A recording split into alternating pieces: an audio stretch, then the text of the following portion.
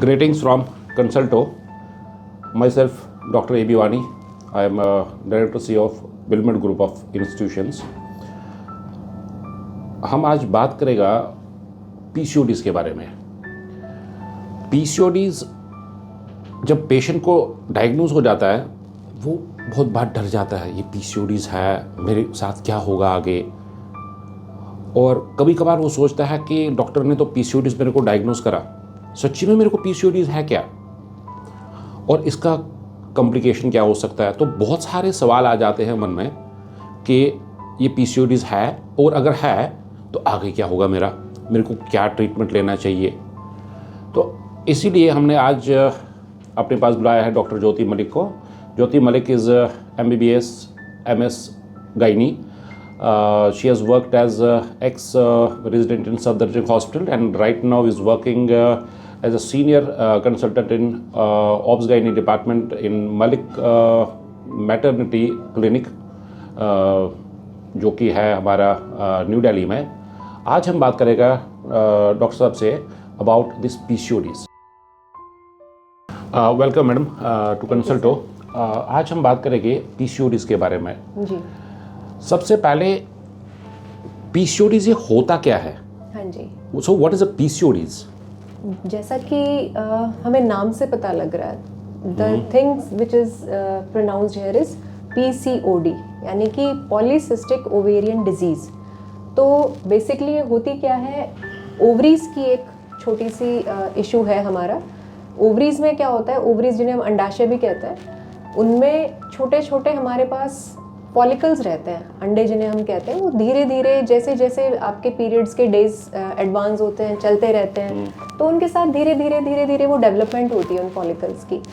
ये फॉलिकल या जो छोटे अंडे होते हैं जिन्हें आप कह सकते हैं, ये एक स्टेज पे आके अरेस्ट हो जाते हैं और ये पूरा मैच्योर फॉलिकल बन नहीं पाते। उसकी वजह से ये ओवरी में एक्यूमुलेट होते जाते हैं, इकट्ठे होते जाते हैं। इसी को हम धीरे धीरे जैसे छोटे छोटे सिस्ट इकट्ठे होते जाते हैं, तो नाम से ही जैसे हम देख सकते हैं पॉलीसिस्टिक, यानी कई सारे छोटे छोटे cyst. So the moral is कि ये छोटे छोटे सिस्ट होते हैं अंडादानी में। जी। इनका डायमीटर बहुत बड़ा होता है कि छोटे छोटे होते हैं? इनका बिल्कुल छोटा ही रहता है देखा जाए तो। इनको हम अगर डिफाइन करें, जब हम इनको डिफाइन करने जाते हैं तो हम कहते हैं 2 to 9 मिलीमीटर। तो इतने ये रहते हैं। नंबर भी हम जब इसकी डेफिनेशन में हम ऐड करते हैं तो हम कहते हैं 12। ठीक है, तो मोटा मोटा 10-12 सिस्ट छोटा छोटा ओवरी में, उनको बोलते हैं PCODs। अब जाके पेशेंट को कभी ना PCODs डायग्नोज करते हैं, और कभी कभार डॉक्टर साहब PCOS लिखते हैं। अब जाके पेशेंट कंफ्यूज हो जाता है कि मेरे को PCODs है, और how different that PCODs from PCOS। PCOS और मोटा मोटा क्या डिफरेंस है इन दोनों में, PCODs और PCOS में? देखिए, अगर हम बात करें, हर शुरुआत जो होती है जब पॉलीसिस्टिक ओवरी की होती है, वो शुरू में पॉलीसिस्टिक ओवरी ही है। पहले वो डिजीज होती है। डिजीज मतलब आप डॉक्टर के पास गए, आपने अपना एक अल्ट्रासाउंड करवाया, उसमें उन्होंने देखा कि आपकी ओवरी में सिस्ट है, तो वो उनको पॉलीसिस्टिक ओवरी डिजीज लेबल कर देते हैं। सिंड्रोम क्या होता है? सिंड्रोम होता है थोड़ा सा उससे आगे बढ़कर, जिसमें आपके हार्मोनल इम्बैलेंस भी ऐड होते हैं। साथ में हार्मोनल इम्बैलेंस के साथ साथ आपको कुछ और भी, जैसे कुछ कार्डिक इश्यूज हो गए, डायबिटीज ऐड हो गया, साथ में आपको जैसे हम कहते हैं स्किन डिसऑर्डर्स भी आपके आ गए। तो सिंड्रोम मतलब ग्रुप ऑफ डिजीज। तो हम बोल सकते हैं कि PCODs एक इनिशियल स्टेज है, और PCOS थोड़ा बहुत एडवांस है गए। तो पहले PCODs है, PCODs का मतलब हो गया कि फर्स्ट स्टेज है ये। जी। तो अब जाके जब एडवांस थोड़ा चला गया सीवियर साइड में, एडवांस जाके फिर जाके PCOS। तो ये डिफरेंस है दोनों में। जी। अब ये किस एज में होता है? इसका कोई एज है, मतलब यंग में होता है या एल्डर में होता है, ज़्यादा किस में होता है ये? देखिए, जब भी हम ओवरीज की बात करते हैं, whenever we talk about ovaries, हम हमेशा कहते हैं कि रिप्रोडक्टिव एज। रिप्रोडक्टिव एज यानी जब मेनार्की स्टार्ट हुई, पीरियड्स होने स्टार्ट हुए, तब से लेके जब तक मेनोपॉज, यानी जब तक एक्टिव रहती हैं ओवरीज। तो अगर हम बिल्कुल डिफाइन करने इसको जाते हैं तो रिप्रोडक्टिव एज आप 12 to 50 ईयर्स आप बोल सकते हैं, यूजुअली इन यंग ग्रुप्स, क्योंकि उसमें ओवरीज सबसे ज़्यादा फंक्शनल होती हैं। छोटे छोटे सिस्ट बनेंगे, उसमें एक्यूमुलेट होंगे, and then the patient will report. तो इसका मतलब है ज़्यादा ये यंग एज में होती है। जी, रिप्रोडक्टिव।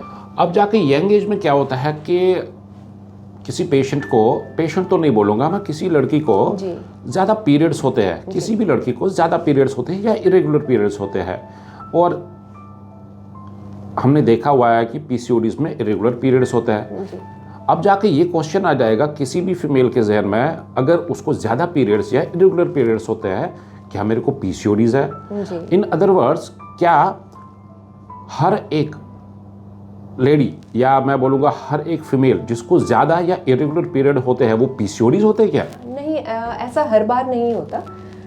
यूजुअली ऐसा हो सकता है, लेकिन हर मेंस्ट्रुअल डिसऑर्डर या मेंस्ट्रुअल इरेगुलरिटी पीसीओडी नहीं होती। इसके लिए आपको अपने जो भी कंसल्टेंट डॉक्टर है एक बार उनसे मिलना पड़ता है। आपको वो अल्ट्रासाउंड करते हैं, एग्जामिनेशन करते हैं, आपके कुछ ब्लड टेस्ट होते हैं, उसके बाद ही हमें डिसाइड हम कर पाते हैं कि हम इसको किस कैटेगरी में रखें।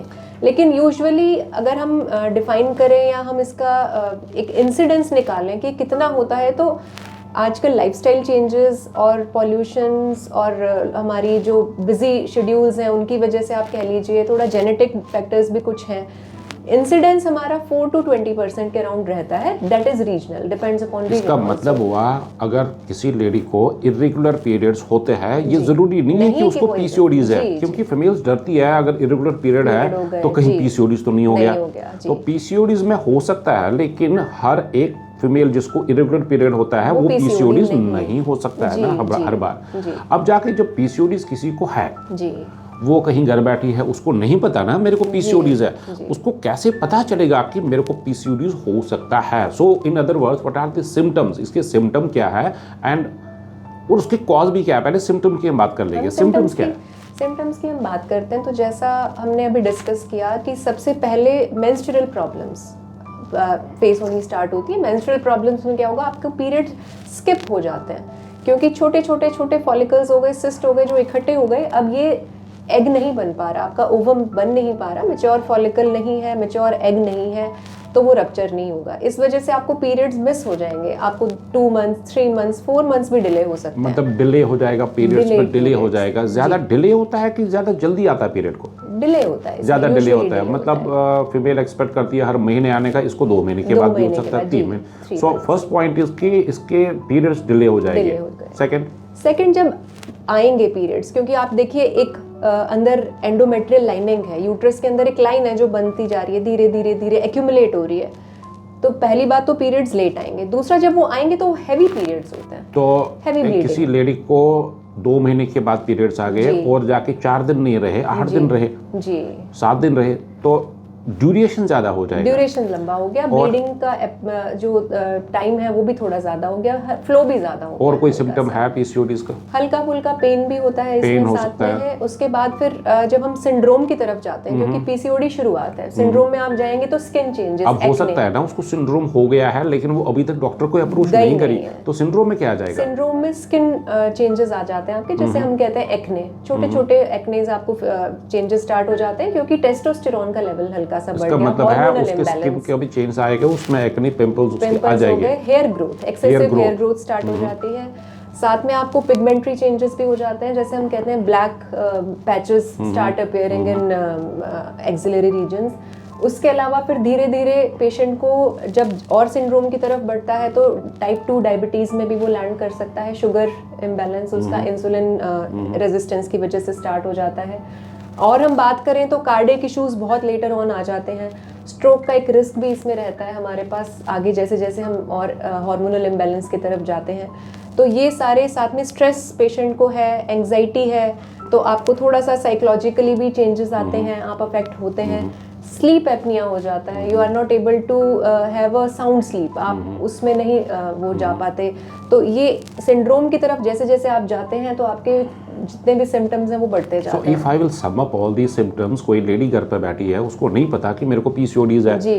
पहले तो उसको लेट पीरियड्स आएंगे जी, 2 महीने के बाद, हो सकता है 2.5 महीने के बाद। That is point number 1। Point number 2 is कि उसके 4 दिन पीरियड्स नहीं रहेंगे, उसके 7-8 दिन पीरियड्स रहेंगे। दूसरा, तीसरा उसका स्किन का एक्ने आ जाएंगे। Hair growth. चौथा, उसकी हेयर ग्रोथ बढ़ेगी। जी। जहाँ पे उसको हेयर नहीं आता था, अब जाके वहाँ पे मेल पैटर्न, हाँ, उसके ये ना बाल आ जाएंगे, चिन पे बाल आ जाएंगे, अपर लिप पे बाल आ जाएंगे। तो इन चीज़ों से उसको समझ आ सकता है कि मेरे को पीसीओडीज हो सकता है। और यही पेशेंट फिर ये लेडी फिर पेशेंट के डॉक्टर के पास वाली जाएगी। अब ये जब डॉक्टर के पास जाएगी, इसको क्या क्या डॉक्टर बोलेगा, आपको क्या क्या इन्वेस्टिगेशन करना है इसके लिए, पीसीओडीज डायग्नोज करने के लिए। And before that if we can discuss कि अगर पीसीओडीज किसी को है जी, इसमें प्रॉब्लम उसको क्या हो सकती है? प्रॉब्लम देखिए जी, जैसे हम डिस्कस कर रहे हैं, सबसे पहले तो एबनॉर्मल यूट्राइन ब्लीडिंग, एयूबी जैसे हम कहते हैं ना, क्योंकि ब्लीडिंग डिसऑर्डर्स स्टार्ट हो गए, तो सबसे पहले नहीं, मैं प्रॉब्लम की बात कर रहा हूँ। अगर इनफर्टिलिटी, मैं ये बताना चाहता हूँ कि अगर हम वो लेडी डॉक्टर के पास नहीं जाए और सालों साल उसके पास पीसीओडीज रहे, उसको आगे क्या प्रॉब्लम्स आ सकते हैं? प्रेगनेंसी कंसीव, इसका मतलब है कि वो इनफर्टिलिटी में जा सकती है जी, क्योंकि यहाँ पे हमारे पास एग नहीं बनता है। तो जिसको पीसीओडीज है उसको डॉक्टर के पास जाना चाहिए और उसका ट्रीटमेंट लेना चाहिए ताकि वो इनफर्टिलिटी में लैंड ना करे। अब ये कितना चांसेस है कि इनफर्टिलिटी में जा सकता है पेशेंट, और क्योंकि जिस पेशेंट को भी पीसीओडीज डायग्नोज हो जाता है, वो डर जाता है जी। वो सोचता है कि पता नहीं मेरे को बच्चा होगा या नहीं होगा। इसका कितना चांसेस है कि वो पेशेंट जिसका हमने पीसीओडीज ट्रीट नहीं कराया, हमने नहीं करा, वो हमारे पास आया ही नहीं, उसको कितना % चांसेस है इनफर्टिलिटी में लैंड करने के लिए? 40% हम बोलते हैं। अगर ऑन एन एवरेज हम पीसीओडी पेशेंट की अगर हम बात करें तो उनके 40% चांसेस रहते हैं। 40%, इसका मतलब है कि अगर हम पेशेंट को अगर पेशेंट हमारे पास नहीं आया तो 40% उसके चांसेस है इनफर्टिलिटी में लैंड होने के। तो अब जाके इसके हम अगर बात करें इसका इसका ट्रीटमेंट क्या है? बहुत सारे पेशेंट जाते हैं, कोई बाबा लोग के पास भी इंडिया में जाते हैं, फिर जाके वो कोई जड़ी बूटी भी पीता है। वो एलोपैथिक के डॉक्टर हो आप, क्या कुछ है ऐसा नेचुरल वे? पहले मेडिसिन के बारे में बात आ जाए कि नेचुरल वे है कुछ जिससे ये कंट्रोल हो सकता है या ट्रीट हो सकता है? हाँ, बिल्कुल है जी। अगर हम बिल्कुल इसको, पेशेंट हमारे पास जल्दी आते हैं, शुरुआती दौर में अगर हम उनको देख पाते हैं, तो हम यही कहते हैं कि जब भी हम उसकी शुरुआत करें, हम सबसे पहले लाइफस्टाइल मॉडिफिकेशन, यानी आप अपना थोड़ा सा लाइफस्टाइल चेंज करें। दूसरा हम कहते हैं डाइट और एक्सरसाइज, जिस पे आप ध्यान दें। हमारे पास जब पेशेंट आते हैं तो हम उन्हें कहते हैं कि उनके यूजुअली जो हम देखते हैं वेट बहुत ज़्यादा होता है कई बार, तो हम कहते हैं अगर आप अपना वेट 10% कम कर पाते हैं, मान लीजिए आपका वेट 70 kg है, आपको पीसीओडी की दिक्कत है, आप अगर उसको 10% यानी आप 7 kg लूज कर लेते हैं, आपका 61-62 हो जाता है, तो आपकी ओवरी अपने आप फंक्शनल होना आराम से स्टार्ट कर देती है। तो इसका मतलब है अगर पेशेंट अपना लाइफस्टाइल को चेंज कर लेगा और उस चेंज लाइफस्टाइल से उसका वेट कम हो जाएगा, तो उससे बहुत फर्क पड़ेगा पीसीओडीज में। बिल्कुल उसमें फर्क पड़ता है। और ऐसे पेशेंट्स अपने आप, हमने देखा है, अपने आप स्पॉन्टेनियस उनमें ओव्यूलेशंस होते हैं, स्पॉन्टेनियस प्रेगनेंसीज होती हैं, खाली लाइफस्टाइल मॉडिफिकेशन, एक्सरसाइज, क्या मैं बोल सकता हूँ कि अगर हमारा लाइफस्टाइल चेंज हो गया है, वो एक कॉज है पीसीओडीज होने का? बिल्कुल। हम उसको, जब हम उसकी बात करते हैं कि वो स्टार्ट कहाँ से होता है, तो हम सबसे पहला ही लाइफस्टाइल बोलते हैं। तो उसी के बारे में आ रहा था मैं, कॉज इसका क्या है? इसका लाइफस्टाइल एक कॉज हो सकता है क्या? जी बिल्कुल है कॉज। सबसे महत्वपूर्ण, सबसे इम्पोर्टेंट कॉज हमारा इसका लाइफस्टाइल ही है, देखा जाए तो। अब क्या करना चाहिए पेशेंट को? मतलब आप एक एलोपैथिक डॉक्टर हो, कौन कौन सी मेडिसिन इसके लिए है और वो मेडिसिन की ड्यूरेशन कितनी ज़्यादा है, कितने महीने उसको मेडिसिन लेना पड़ता है? देखिए जी, ये डिपेंड करता है कि पेशेंट हमारे पास आया है तो पेशेंट हमारा हमसे क्या चाहता है। जैसे वो पेशेंट अनमैरिड है, यंग गर्ल है, या फिर वो रिप्रोडक्टिव एज में है, या वो लेट उसमें है, थोड़ा सा आपका टुवर्ड्स मेनोपॉज है, तो हमारा जो ट्रीटमेंट रहता है वो हमारा पेशेंट के डिज़ायर पर डिपेंड करता है। सबसे पहले अगर वेट ज़्यादा है तो हम उनको lifestyle modification, exercise, diet, yoga, इनकी तो हम एडवाइस देते ही देते हैं, वो आप चाहे आपके पास जो भी एज ग्रुप आ रहा है। दूसरा, फिर जब हम बात करते हैं मेडिसिन की, तो हम इन पेशेंट्स की साइकिल सबसे पहले रेगुलेट करना चाहते हैं। ताकि उनको टाइम से पीरियड्स आए। उसके लिए हम थोड़ा सा ओसीज की मदद ले सकते हैं। ओरल हमारे जो कॉन्ट्रासेप्टिव होते हैं, कंबाइंड हार्मोन्स उसमें हमारे होते हैं, उससे हम इनका थोड़ा सा ट्रीटमेंट करते हैं। एंड्रोजन ग्रुप, हमें एंड्रोजन का लेवल कम करना है, तो एंड्रोजन लेवल कम करने के लिए हम थोड़ी सी मेडिसिन अपनी यूज़ करते हैं। दूसरा, फिर फर्टिलिटी अगर इशू है पेशेंट को, तो फिर हम जाते हैं हमारी फर्टिलिटी ट्रीटमेंट्स की तरफ, कि हम पेशेंट को कैसे मदद करें कि वो प्रेगनेंसी उसको कंसीव हो। उसके लिए फिर हम ओवुलेशन इंडक्शन की बात करते हैं। मैडम, व्यूअर्स हमारे ना ये मेडिकल टर्म्स ज़्यादा नहीं समझेंगे, एंड्रोजन ज़्यादा हो गया या क्या कर रहा है। उनको ये सुनना है कि इसका अगर मेडिकल ट्रीटमेंट है वो कितने हफ्ते या कितने महीने का होता है। अच्छा, तो मेडिसिन ही, हाँ, कितने महीने का साइकिल होता है आपकी मेडिसिन का? 21 डेज। 21 डेज के लिए उनको खाना पड़ता है ये। और ये 21 डेज कितने 21 डेज हो गए? ये 5 महीने के लिए है, 6 महीने के लिए है? यूजुअली हम उन्हें 3 मंथ्स के लिए 3 मंथ्स के लिए। तो स्टार्टिंग में 3 महीने में कंट्रोल हो जाता है ये मेडिसिन से। हाँ जी, उसमें हमारे खाली पीरियड रेगुलेट होते हैं। ये 3 मंथ्स का जो टाइम है ये हम पेशेंट को देते हैं टाई ओवर करने के लिए, ताकि उसमें वो अपना वेट कम कर पाए, वेट कम, मतलब जो उसके पीरियड्स इरेगुलर हो रहे हैं उनको आप कंट्रोल कर लोगे बाय मेडिसिन इन 3 मंथ्स।